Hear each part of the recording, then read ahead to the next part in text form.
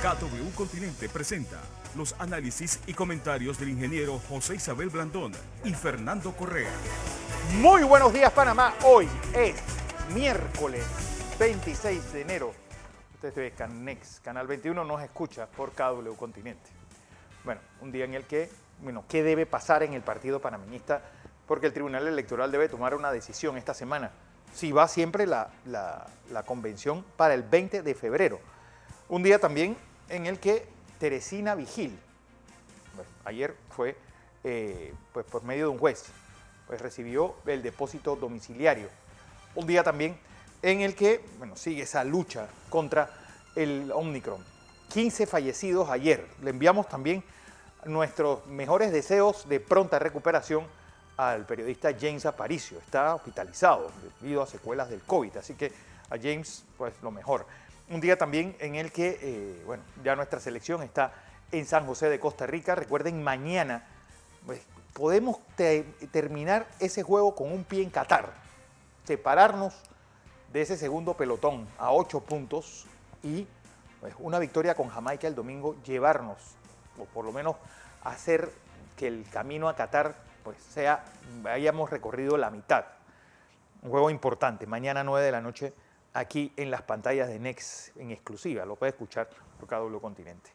Bueno, un día también en el que el mundo sigue pues, esa presión sobre lo que está pasando en Ucrania. En un día también en que uno de esos personajes, esas aves raras de la política mundial, falleció ayer en los Estados Unidos, Olavo de Carvalho. ¿Quién es ese señor? Bueno, era una especie de gran ideólogo de la derecha brasileña. Incluso pues, el presidente Bolsonaro dijo que había muerto una de las mentes más brillantes del siglo XXI. Bueno, un señor que tenía la cabeza algo llena de pájaros, antivacuna, pues el que compraba todas las teorías de conspiración que encontraba. Así que, pues hoy Brasil, pues parte de su país, llora a este caballero. 0973, decenas sugeridas por KW Continente. Sorteo de miércolito hoy. Don José. Buenos días, Fernando. Buenos días. Buenos días a toda nuestra audiencia que nos sigue en KW Continente Radio y en Canal 21 Next TV. Muchas cosas que tenemos que informarles. Voy a dar dos noticias internacionales de impacto en Panamá. Lo voy a escuchar aquí. Vamos a ver si otra... Bueno, el pronóstico del precio del petróleo que puede llegar hasta $150 el barril. Sí, sí. Esa es una... Ahora le hablo de él, pero la noticia es esta. ¿Usted recuerda de esa empresa que se llama Justo y Bueno? Sí. Que le debe aquí a nuestros empresarios pequeños, medianos, grandes. Cerca de 70 millones de dólares. Casi 80, 78 millones de dólares. Nos debe. Bueno, le voy a leer una noticia que parece, la veo en el único periódico, la veo publicada en Metro Libre, primera plana, Justo y Bueno busca recuperarse. Le leo la noticia para que la gente que ha sido afectada, muchos empresarios, nuestros han sido empresarios, y por esa noticia, allá en Colombia, esa es quizás la primera noticia que debe ser destacada en Panamá, que me preocupa que no le han dado... Bueno, el presidente Martinelli lo tuiteó y lo han tuiteado varios, y creo que en sí. Panamá América ayer estuvo. Pero en los medios. Mire lo que dice esta noticia. Justo y Bueno cambió de dueño, confirmó Michael Olmi. Estoy leyendo de Metro Libre. Y presidente ejecutivo de la compañía a medios colombianos. El directivo no dio detalles de los nuevos accionistas ni tampoco el monto de la transacción. Sin embargo, afirmó el diario El Tiempo de Colombia que la empresa fue adquirida por nuevos inversionistas que vienen dando oxígeno a la operación. El socio principal salió y ahora tenemos nuevos inversionistas que llegaron a capitalizar a la empresa, manifestó Olmi. Añadió que gracias a ese capital se pagó la nómina de diciembre que incluía la primera y a partir de la aprobación del proceso de reorganización desde el 19 de enero obtendremos recursos para pagar los gastos administrativos como exige la ley 116. ¿Cuál es el punto aquí? Bueno, es que ellos tienen que llegar a un acuerdo con Panamá y es importante que nuestras autoridades presten atención a esto que está pasando en Colombia y nosotros estemos activos en lo que está ocurriendo allí, porque Panamá, decenas, centenares, yo traje aquí 18 páginas de empresas panameñas, pequeñas, grandes, que han sido afectadas por esta operación que aquí resultó todo un fraude. Y que ahora lo están recuperando porque esta es una empresa en Colombia que genera mucho empleo y aquí mucha gente cayó en esto. Sí. Y le deben millones de dólares. Bueno, por una pequeña empresa que alguien me deba 250.000, Fernando, yo estoy casi quebrado. Sí. Quebrado. Quebrado. Le llamo la atención a esta noticia porque esta noticia es de impacto. Ya está en primera plana en Colombia la discusión, la reestructuración, y nosotros tenemos que estar presentes en eso.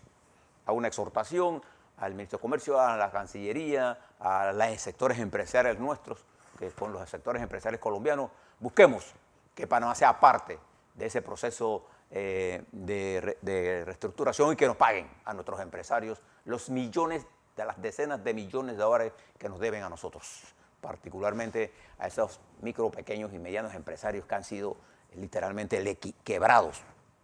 Esa es una noticia internacional de impacto. La otra noticia de impacto, y por ahí mismo le cuento, Costa Rica. La selección panameña ya está en Costa Rica. Ya hizo reconocimiento, hizo prácticas para el juego de mañana con Costa Rica, que ahí también se encuentra el técnico nuestro Tomás Christiansen. Ya salió de COVID, ya está allá, está nuestra selección. Ese juego va a ser presentado mañana por exclusiva a través de Next TV. Usted va a encontrar todo. Mañana es fútbol. Mañana es fútbol. Mañana es fútbol. Además, nosotros estamos recibiendo el 30 a Jamaica y el 2 vamos a México. Al infierno del Azteca. Así que este jueves, este fin de semana, a partir de mañana, estamos en fútbol. Bueno, también hay que decir que el grupo Group Energy Gas Panamá es que iba a ser la primera palada de su... Suspendió. La suspendió, la pospuso más bien. La pospuso. Ahora le hablo sobre eso porque... pero le digo que los trabajos de la construcción de la planta ya arrancó allá en Colón. Todo el movimiento y viene todo ese proceso de construcción. Lo que se va a posponer es la primera palada de todo el proceso ya de la instalación de la planta, de la misma planta de Andorra, que ahora, con el precio del petróleo por dónde va y por la escasez de agua en hidroeléctricas como Bayano y Fortuna, ustedes van a ver el peso, la necesidad de esta planta, enorme, y el legado que yo le hablaba ayer. Ahora le hablo sobre eso de nuevo. Bien, mientras eso está ocurriendo, déjeme darle también una noticia en perspectiva, digamos, de carácter positivo dentro de la complejidad de la misma. Tome lo positivo como la complejidad de lo mismo. Hay una situación que las cifras nos están indicando, que en Europa, en términos generales, la ola que impulsó, o sea, esa subida que impulsó el Omicron, comienza a bajar rápidamente. Y eso es importante porque nos está implicando la dinámica de esta variante. Ataque masivo y que después comienza a bajar drásticamente. Europa sigue tomando medidas de contención para evitar más que, porque Europa sigue siendo uno de los continentes de mayor vacunación. Hay algunos países, pero la mayoría de los países tienen altos niveles de vacunación, es evitar que se colapsen los sistemas de salud. Y ya al bajarlo con todos los sistemas de vacunación, están tomando medidas de suavizar las medidas de cuarentena, porque ha comenzado a bajar. Nosotros acá en Panamá estamos subiendo y vamos a entrar probablemente durante las próximas 1 o 2 semanas en un proceso de meseta y de caída. Pero mientras esto ocurre, tenemos que vacunar. Eso es una tendencia, se ve también en los Estados Unidos. No jueguen con el Omicron. No jueguen con el COVID. Y aprovecho aquí para mandarle mi solidaridad y mi apoyo al periodista James Aparicio, claro, que se encuentra recluido por una... Acuérdense que en Panamá tenemos Omicron, pero también hay Delta y Delta Plus.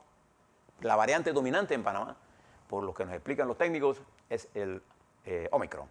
Ese es lo que está ocurriendo en el mundo, cosas que nos debe China. Está tomando muy serias medidas. Recuerda que en pocos días comienzan los Juegos de Invierno. Y vaya el operativo que hay ahí. Han cerrado. China es drástica en esto. China es cero tolerante a la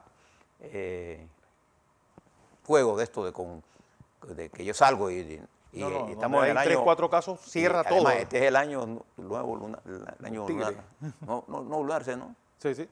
Y es la principal fiesta china.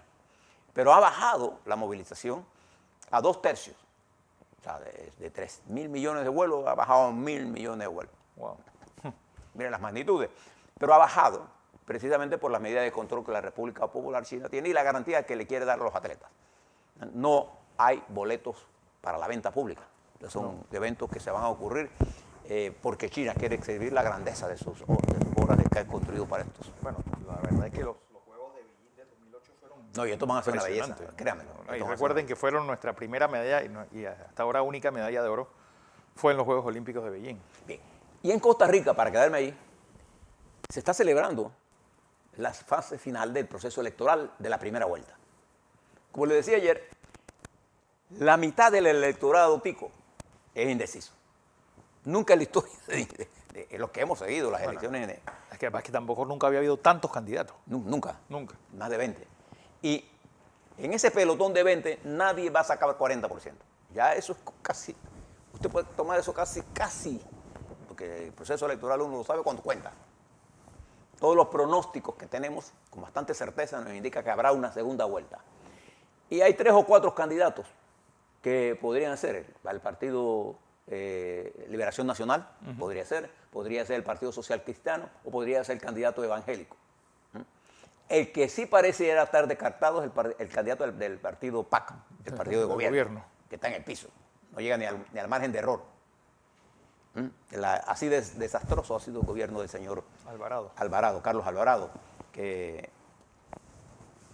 no ha logrado nada. Y para quedarme por ahí mismo, allá en Honduras, Kamala Harris, la vicepresidenta de los Estados Unidos, ha confirmado que ella va a asistir a la inauguración, que será el 27. Mañana. Y en medio de lo que le voy a contar, Una pelea. hubo una votación. Recuerde que 18 diputados de Libre fueron expulsados del partido. Expulsados, perdón. Y los que votaron en el Congreso ayer fueron los suplentes de esos 18. Y se proclamó al candidato que apoya la presidenta y vicepresidente. Mientras, por otro lado, los 18 disidentes, o 19, con el apoyo de los partidos del conservadurismo y de la derecha, escogen a otro candidato y ahora vamos a ver qué es lo que es. Porque ahora la policía y el ejército no lo manda el señor Enrique, el señor, ¿cómo se llama? Hernández. La manda la presidenta. Y vamos a ver qué pasa. En medio de eso, arranca un gobierno que tiene como la candidata una candidata de izquierda y como su vicepresidente un candidato de centro, y el programa político se ha movido hacia el centro con la presencia de una gran delegación de los Estados Unidos, cabezada nada más que menos que por su vicepresidenta, y la presencia de líderes como Lula da Silva, la vicepresidenta de Argentina probablemente está en Costa Rica, el presidente Cortizo había confirmado, pero con esta situación personal no va a poder ir. Vamos a ver quién manda a Panamá. Estará también presente Evo Morales. Sí. Está invitado Barack Obama. Vamos a ver, Honduras es un nuevo laboratorio que se abre. Y por ahí mismo le cuento algo que Fernando le comenzó a conversarles. Ayer murió el gurú político de Bolsonaro, Carvalho. Y entonces no se ría, Fernando. Sí, que el tipo era el rey del disparate. Sí, bueno, pero es el gurú. ¿Y quién era este hombre? Este es un hombre que vive en Virginia. Sí, Murió a los 74 años, y grábese ese nombre. Y le hace los libros al que tenga el valor de leerlo, porque son torpezas. El estómago de leerlo. Él escribió libros. Este es el inspirador de Bolsonaro. Él es la expresión del trumpismo, de Trump. Él y Steve Bannon. Tu amigo, eran amigos. Eran amigos. Y es más, él metió a Bannon allá En Brasil. en Brasil. Sobre la teoría, este es un daltónico político. ¿Quiénes son los daltónicos políticos? Yo creo que es un miope político. No es daltónico porque todo lo ve contra el comunismo. Sí. Aquí hay daltónico político también. O sea, él cree que los cambios que necesita el mundo, el que impulsa esos cambios comunistas. Entonces, ese simplismo de decir el comunismo o los ñangarismos, como dicen algunos, va a impedir los cambios. Los cambios se van a producir en los Estados Unidos, en Europa, en China, en Rusia, en América Latina. independientemente que usted sea daltónico político. Bueno, este Carvalho era daltónico político. Este fue el que impulsó toda la campaña de Bolsonaro ideológicamente. Es más, él nombró al ministro de Educación. Él era muy cercano de Bolsonaro, se fue alejando en la medida en que él dice que Bolsonaro se volvió de izquierda. Este es un conspirador de esos que ve la conspiración permanente, que no ve la realidad. Además que las compraba todas. Sí, no, todas. Antivacunas. Que el oso se hizo un laboratorio en China, que... Y él, la causa de la muerte de él, no lo ha dicho su familia, pero una hija No, de una él, hija sí lo dijo. una hija de él dijo que murió de COVID. Y que el mundo será un mejor lugar después de su muerte. Y además, igual que pasó con el Robert Kennedy dijo, la esposa sacó un comunicado, ha habido en el lenguaje nuevo una actitud antisemita que debemos condenar.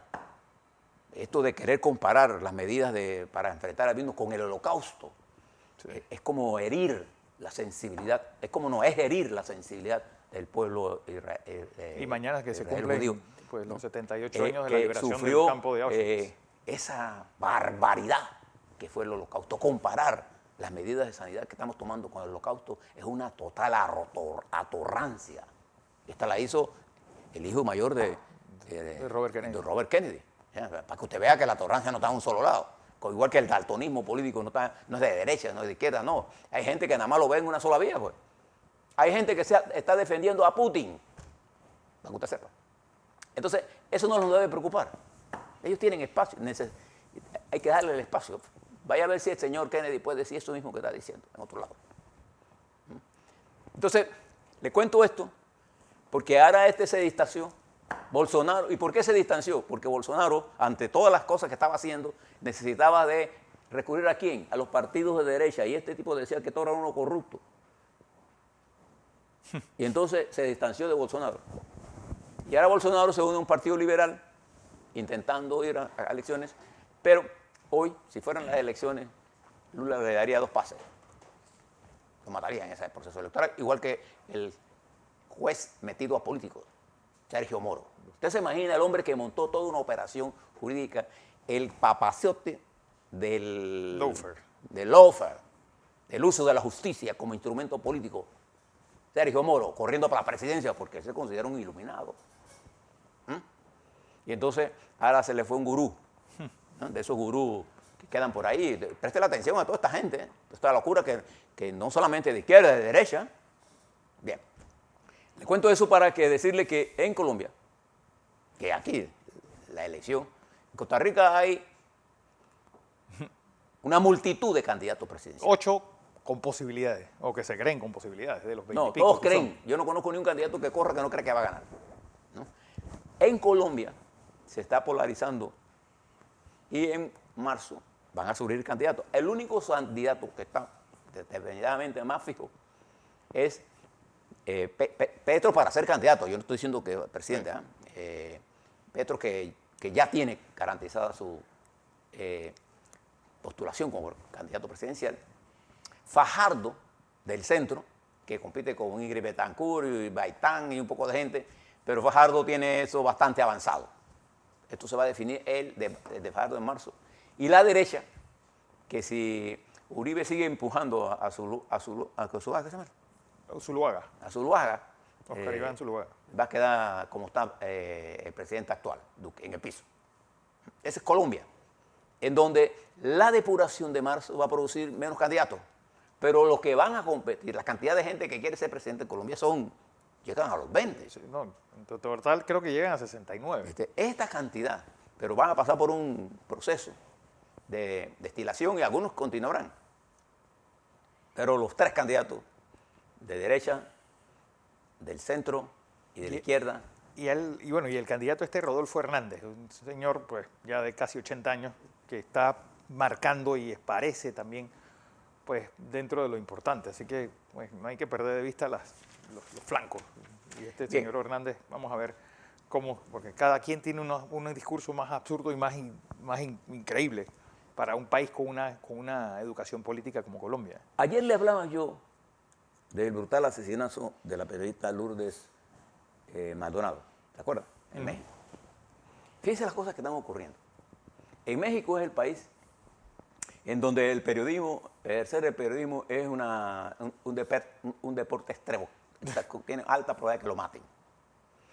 Esta extraordinaria periodista mexicana había denunciado que la querían matar. E incluso, en los últimos días, le pidió protección a López Obrador.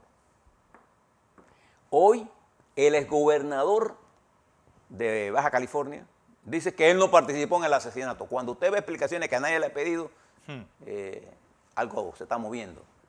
Todo parece ser que esto fue porque el ataque de ella directo a el espacio que ha ganado el crimen organizado ha sido brutal.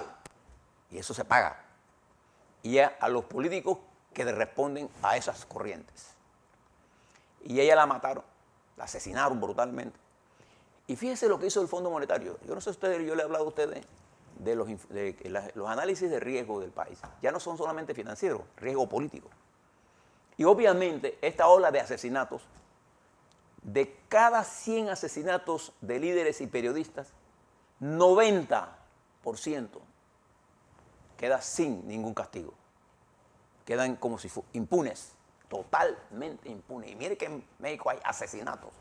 Y usted nunca ve a López Obrador hablando de esto. 90%. Entonces el Fondo Monetario Internacional emite un criterio sobre esto. Porque esto aumenta el riesgo. Y López Obrador sale a responderle al Fondo Monetario Internacional. No a responderle a quienes están asesinando a la gente. Pero además de eso se introduce una nueva variable entre López Obrador y Estados Unidos y el tratado comercial. Y afínquese por lo que viene, porque vienen medidas fuertes por parte de los Estados Unidos en esta confrontación con Rusia.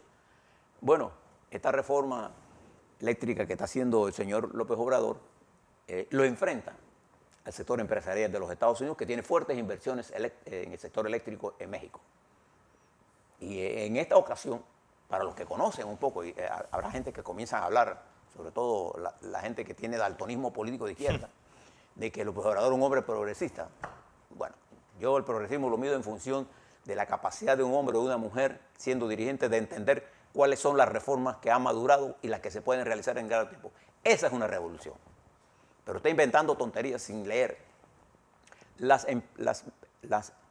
empresas norteamericanas y extranjeras que producen electricidad de México, y particularmente las verdes y las térmicas de gas, son mucho más eficientes que toda esa chatarra que tiene la Autoridad Eléctrica de México, que no sirve para nada, y que el señor Obrador la quiere despachar de primero, no importa que la paguen los mexicanos.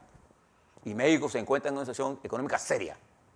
Bueno, esto lo lleva para que usted vaya entendiendo lo que está ocurriendo, y entiendo que Gabriel Boric vaya a la toma de posesión de la señora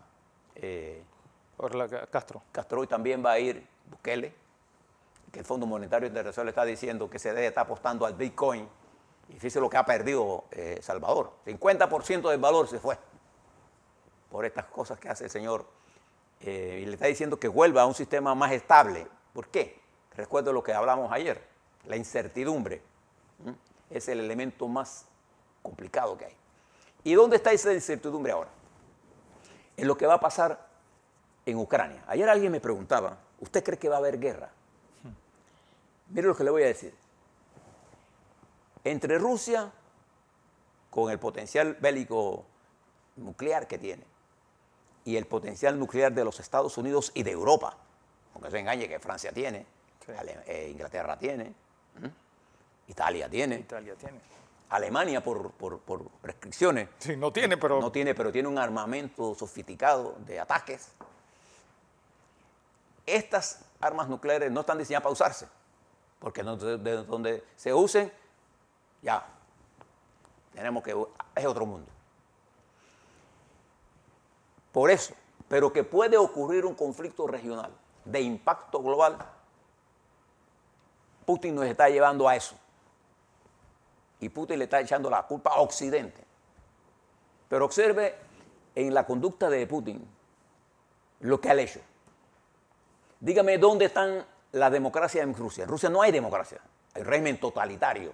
Navalny acaba de ser catalogado, Navalny, el jefe de la oposición, lo acaban de declarar terrorista. Rusia. ¿Y qué ha hecho Putin? Ha venido moviendo y desarrollando armas ultrasónicas, que dice él que tiene, y a falta ver que la tenga, pero el armamento que tiene es suficientemente mortal para hacerle daño a la humanidad entera. Y los otros también. Entonces, ¿qué es lo que de veras la sensatez llama? A lo que decía Gerardo Berro ayer, la hora de la diplomacia. Claro que es la hora de la diplomacia. Pero el mundo está manejado por locos.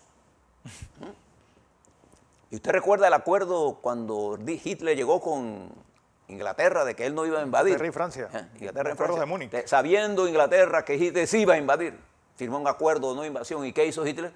Invadió. Invadió, hizo, porque Porque la mente de ellos funciona de otra forma.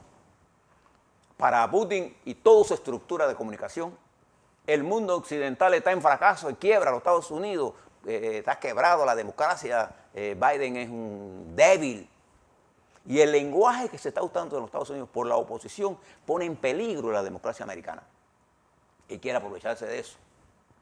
Pero los militares norteamericanos, ese establecimiento militar norteamericano está unido frente a esto y está unido frente a Europa. ¿Cuál es el riesgo que tenemos? Que ya hay un alto nivel de incertidumbre, que se refleja ¿dónde? Observe el swing que hace los mercados. Ayer cayó vertiginosamente nuevamente, subió en positivo y volvió a caer en negativo el Dow Jones. El índice RTS ruso va a caer y está cayendo, igual que está cayendo el rublo. Y Rusia va a sentir el estremecimiento porque ¿cuáles son las medidas que pueden tomar los Estados Unidos y Europa? Lo pueden sacar del sistema financiero mundial y se acabó. Se acabó. Y los Estados Unidos tendrán que producir gas para meterle a Europa. Y otros países como nuestros, América, tendrá que producir más gas. ¿Y por dónde va a pasar el gas de Colombia? Fernando. ¿qué? Por el canal. El canal de Panamá. Entonces nosotros nos enfrentamos a un posible escenario de una guerra en el Pacífico. Bueno, sería una guerra, pues no olvidemos que Rusia tiene costa no solamente en el Pacífico, Pero sino China, decir, todo. no por China. Entonces, ¿cuál es esa guerra? ¿Quién es el comunicador entre el Atlántico y el Pacífico? Panamá. Nosotros. ¿Se da cuenta por qué la geopolítica nos debe interesar? Y entonces esto, complejo, ¿a qué debemos apostar nosotros? A la paz. Pero es difícil con hombres que no entienden de esto. Xi Jinping, con mucha más prudencia, está llamando al entendimiento. ¿Por qué? Porque China sabe perfectamente bien que una conflagración o esta incertidumbre que se ha generado aumenta el riesgo del estancamiento y pone en peligro la autoridad. Acuérdense de lo que es la República Popular China. No es un país unitario, es un país multirracial, complejo de manejar. Y con la crisis de Taiwán podría generarse otro problema con Japón, Corea, Estados Unidos. Estados Unidos. Ese es el mundo. Para ese mundo, ¿qué debemos hacer nosotros aquí en Panamá? Primero entenderlo. Claro. Al entender el mundo, por eso yo le hablaba de esto, de las noticias, de esto que está pasando en Colombia. Porque hoy el mundo va a depender más de nosotros también. Y nosotros de él. Si hay un país que le debe interesar la política exterior, ese país se llama Panamá. Porque nuestra economía se mueve en el mundo. Lo sepamos o no lo sepamos. A la vuelta, vamos a hablar cómo estamos en COVID. Vamos a hablar esta fijación del procurador de la administración. Sí, o el después de contralor. 5 años de Usted no lo ha de visto jugando al ahora, escondido. él está hablando para una audiencia. Ahora se lo cuento a la vuelta. El procurador de la administración, González versus el contralor. ¿Y a qué se debe este protagonismo de él en esto? Ahora se lo explico. ¿Y por qué él en otros temas no actuó con esa misma consistencia? 5 años escondido. Vamos a hablar de eso y vamos a hablar sobre qué está pasando en el Partido Panameñista. Va a haber elecciones, hasta ahora hay elecciones el 20 de febrero. Esta semana se debe decidir, esta o la próxima se debe decidir las 3 impugnaciones que son las mismas, presentadas por el equipo de Kathleen Levy y su jefe de campaña, Baby Valderrama.